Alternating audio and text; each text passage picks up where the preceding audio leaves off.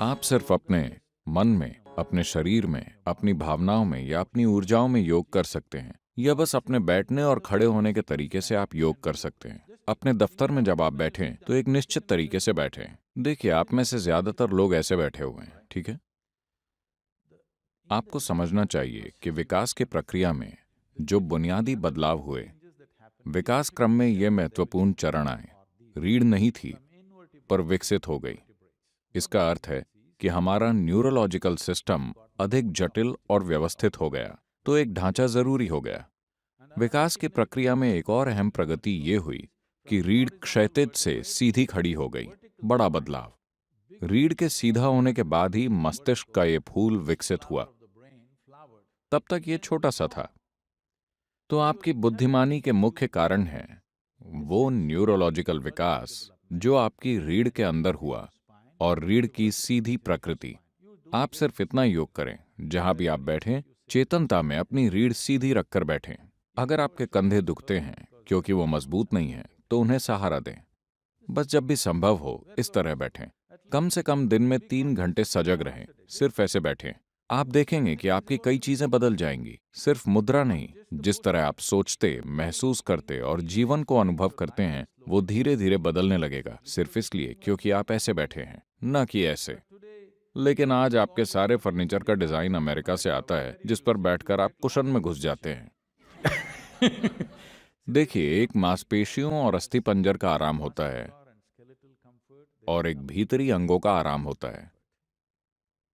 उदाहरण के लिए, आप ऐसे बैठे हैं, अभी अभी आप खाकर आए और आपको ऐसे बैठने का मन हुआ। आपको समझना चाहिए कि सभी महत्वपूर्ण अंग इस हिस्से में हैं। वो एक जगह जुड़े हुए नहीं हैं। वो सभी नेट में झूल रहे हैं। अगर आप ऐसे करेंगे तो वो सभी इस तरह एक के ऊपर एक गिरेंगे। उनमें से कोई भी ठीक से काम नहीं करेगा। आप बस इस तरह बैठें, वो अलग अलग झूलते हुए अपना काम करते रहते हैं। ऐसे बैठने से काम बिगड़ेगा। तो खासकर भोजन के बाद आप इस तरह लेटते हैं तो सब कुछ भीतरी अंगों पर बहुत भार पड़ेगा और वो ठीक से काम नहीं करेंगे। तो योग हमेशा अंगों के आराम पर ध्यान देता है, क्योंकि आपकी बुनियादी सेहत, आप कितना लंबा जीते हैं और आपका सिस्टम कैसे काम करता है, ये इन अंगों के स्त्रावों और काम पर निर्भर है। इसीलिए अपनी रीढ़ को सीधा रखिए, अपने दफ्तर में ऐसे बैठिए। आप देखेंगे कि 2-3 सप्ताह में आपके जीवन में काफी बदलाव आ जाएगा। इतना योग तो आप कर सकते हैं। टिप नंबर 1, हमेशा बैठते समय अपनी रीढ़ सीधी रखें। अगर हमेशा ऐसा करना संभव ना हो तो दिन में कम से कम 3 घंटे सजग होकर सीधा बैठें। सोने से पहले बिस्तर पर बैठकर सोचें कि यह आपकी मृत्युशैया है। आपके पास जीने के लिए सिर्फ 1 मिनट और है। पीछे मुड़कर देखें कि आपने आज जो किया, क्या वो सार्थक है। सिर्फ ये आसान अभ्यास करें और आप नहीं जानते कि ये असल में कब होगा। आप मृत्युशैया पर बैठे होंगे या अस्पताल में लेटे होंगे और कई तरह की चीजें आपसे जुड़ी होंगी। किसे पता वो कैसे होगा। पर रोज इसका आनंद लें कि आप अपनी मृत्युशैया पर बैठे हैं। पीछे मुड़कर देखिए कि आज मैंने इन 24 घंटों में जो किया है, क्या वो सार्थक है, क्योंकि अब मैं मर रहा हूं। अगर आप ऐसा करेंगे तो आप एक सार्थक जीवन जिएंगे, मेरा विश्वास कीजिए। टिप नंबर 2, सोने से पहले अपने पूरे दिन का आकलन करें। तो आप जैसी ध्वनियों में जागते हैं, वो कई रूपों में आपके दिन की प्रकृति और आपके जीवन का भविष्य तय करेंगी। तो एक अलार्म से अचानक जागना जीवन जीने का सबसे अच्छा तरीका नहीं है। अच्छा होगा कि अगर आपकी नींद, जिस तरह का भोजन आप करते हैं और जिस तरह के विचार और भावनाएं अपने अंदर रखते हैं, और आपने अपने शरीर में जीवंतता का जो स्तर बनाए रखा है, उससे तय होगा कि आपको कितनी नींद की जरूरत है। मान लीजिए आपको 8 या 12 घंटे की नींद की जरूरत है। मैंने गलत संख्या बोल दी। आपको जितनी भी नींद चाहिए, आप अपनी जरूरत जानते हैं। So you go to bed early enough. तो पर्याप्त जल्दी सोने चले जाएं ताकि आप अपने आप जाग सकें। अगर आप खुद जागते हैं और मान लीजिए आपको संदेह है कि आप जाग पाएंगे या नहीं, तो अगर आपके पास कोई मंत्र है, अगर आप किसी वैराग्य मंत्र से जुड़ गए हैं, तो आप उसका इस्तेमाल कर सकते हैं। टिप नंबर 3, कोशिश करें बिना अलार्म के उठने की। अगर अलार्म लगाना आवश्यक हो तो अलार्म ध्वनि का चुनाव सोच समझकर करें। अगर आप इसके लिए वैराग्य मंत्र डाउनलोड करना चाहते हैं तो वीडियो के डिस्क्रिप्शन एवं कमेंट बॉक्स में जाकर दी गई लिंक पर क्लिक करें। शारीरिक रूप से आपका एक महत्वपूर्ण पहलू है आपका हृदय, जो आपके रक्त संचार के लिए पंपिंग स्टेशन है, जो शरीर में जीवन भरता है। ये ना हो तो कुछ नहीं होगा। ये बाईं तरफ से शुरू होता है। तो आपको पता है, भारत में आपसे कहा जाता है कि आप जब जागें तो आपको दाहिनी तरफ करवट लेकर उठना चाहिए। बताया है, अगर आप बाईं तरफ करवट लेकर उठेंगे तो आपके साथ खराब चीजें होंगी। खराब चीजें उस तरह नहीं, जब आप आराम की स्थिति में होते हैं, जब शरीर आराम में होता है तो मेटाबॉलिक क्रिया धीमी होती है। जब आप उठते हैं तो सक्रियता में एक उछाल आता है।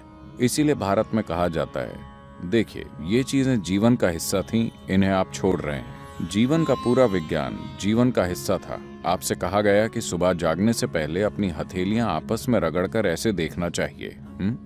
Not see like this. You must place it upon your eyes. देखना नहीं, आपको उसे अपनी आंखों पर रखना चाहिए। आप ऐसा कीजिए, आपको भगवान दिखेंगे। ये भगवान देखने के बारे में नहीं है। अगर आप इन दोनों को साथ रगड़ेंगे तो सभी नसों के सिरे, आपके हाथों में ढेर सारी नसों के सिरे होते हैं। अगर आप ऐसा करते हैं तो शरीर तुरंत जाग जाता है। अगर आपको नींद आ रही है तो ऐसा करके देखिए, सब कुछ जागृत हो जाता है। तो सुबह शरीर को हिलाने से पहले आप उसे जगाइए और फिर इसे अपनी आंखों पर रखिए। तुरंत आपकी आंखों और आपकी इंद्रियों के दूसरे पहलुओं से जुड़ी नसें जागृत हो जाएंगी। शरीर के हिलने से पहले शरीर और दिमाग को जागृत होना चाहिए। इसके पीछे यही मकसद है, समझे? तो आप ऐसा कीजिए और फिर अपनी दाहिनी ओर करवट लेकर उठिए। टिप नंबर 4, सुबह उठते ही अपनी हथेलियों को आपस में रगड़कर अपनी आंखों पर लगाएं और चेहरे पर फेरें। इसके बाद दाईं करवट लेते हुए खड़े हुए। आज अगर हम सब सोते हैं तो दुनिया में कल सुबह लगभग 2.5 लाख लोग नहीं जागेंगे प्राकृतिक मृत्यु के कारण। मान लीजिए आप कल सुबह जागे, आपकी गारंटी है? क्या आप गारंटी कार्ड के साथ आए? कोई गारंटी कार्ड नहीं। तो मान लीजिए आप जाग जाते हैं। बस इतना कीजिए, मैं बता रहा हूं, यह आपकी आध्यात्मिक प्रक्रिया का एक सरल पहला कदम है। कल सुबह जब आप जागें तब जांचिए आप वाकई जगे हैं या मर गए। अगर आप जगे हैं तो एक छोटा सा जश्न तो बनता है। आपको उठकर नाचने की जरूरत नहीं है, कम से कम आप मुस्कुरा सकते हैं कि अब भी जीवित हैं। 2.5 लाख लोग मर गए, वो आपकी और मेरी तरह थे। They went off, isn't it? उड़ गए, है ना? कहीं भी देखिए वो नहीं मिलेंगे। यहां मैं अब भी जीवित हूं। एक बड़ी मुस्कुराहट आप देंगे? मैं मैनेज करने की बात कर रहा हूं। अगर 2.5 लाख लोग मर गए तो कम से कम 30 से 50 लाख लोगों ने अपना कोई प्रियजन खो दिया। आप उन 3, 4, 5 लोगों को देखिए जो आपके लिए मायने रखते हैं, वो सभी आज जिंदा हैं। एक और बड़ी मुस्कुराहट देंगे या नहीं? जिंदा। अगर मान लीजिए अभी हम आपके सिर पर बंदूक रख देते हैं, क्या आप राहत महसूस करेंगे? नहीं, आप डर जाएंगे, है ना? तो जीवित होना इतना कीमती है कि नहीं? आपका जीवित होना इतना कीमती है। तो कल सुबह 2.5 लाख लोग रात में मर गए, मगर आप अब भी जीवित हैं। क्या इसके लिए कम से कम एक बड़ी मुस्कुराहट नहीं होनी चाहिए? और सभी लोग जो आपके लिए मायने रखते हैं, वो सब आज जीवित हैं। एक और बड़ी मुस्कुराहट।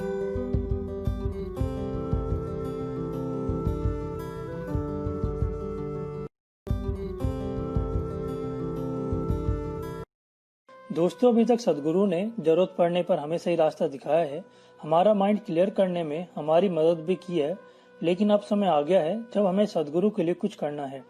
आप सभी को पता होगा कि सदगुरु ने सूख चुकी कावेरी नदी को फिर से जीवित करने का प्रण लिया है। इसके लिए इसके आसपास किसानों द्वारा सदगुरु और ईशा फाउंडेशन की मदद से 242 करोड़ पेड़ लगाने की योजना बनाई गई है। दोस्तों 242 करोड़ पेड़ लगाना बहुत बड़ा टारगेट है और ये तभी जल्द से जल्द पूरा किया जा सकता है जब हम इसमें सदगुरु जी की मदद करें। इसके लिए हमें ज्यादा कुछ नहीं करना, बस कमेंट या डिस्क्रिप्शन में दी गई लिंक पर क्लिक करना है और एक पेड़ के लिए मात्र 42 रुपए डोनेट करने हैं। आप चाहें तो एक से ज्यादा पेड़ के लिए भी डोनेशन दे सकते हैं। डोनेशन देने के बाद आपको सदगुरु की तरफ से इसका एक सर्टिफिकेट भी आपको सेंड किया जाएगा, जैसा कि एक मुझे भी मिला है जो आप यहाँ देख सकते हैं। तो दोस्तों मेरी आपसे यही रिक्वेस्ट है, आप जितने ज्यादा पेड़ लगवा सकते हैं आप जरूर लगवाएं। एक पेड़ के लिए आपको मात्र 42 रुपए डोनेट करने होंगे, जो कि शायद आपकी एक दिन की पॉकेट मनी से भी बहुत कम है। दोस्तों अगर आपका अपना कोई प्रश्न हो तो आप दी गई मेल आईडी पर अपना प्रश्न हमें भेज सकते हैं। हमारी कोशिश रहेगी आपके प्रश्नों का जवाब जल्द से जल्द देने की, या फिर हम हमारी आगे आने वाली वीडियोस में भी आपका प्रश्न शामिल कर सकते हैं। लेकिन इससे पहले आप हमारे इस चैनल को सब्सक्राइब करें। अगर यह वीडियो आपको पसंद आई है तो इसे लाइक करके ज्यादा से ज्यादा लोगों में जरूर शेयर करें। धन्यवाद। जय हिंद।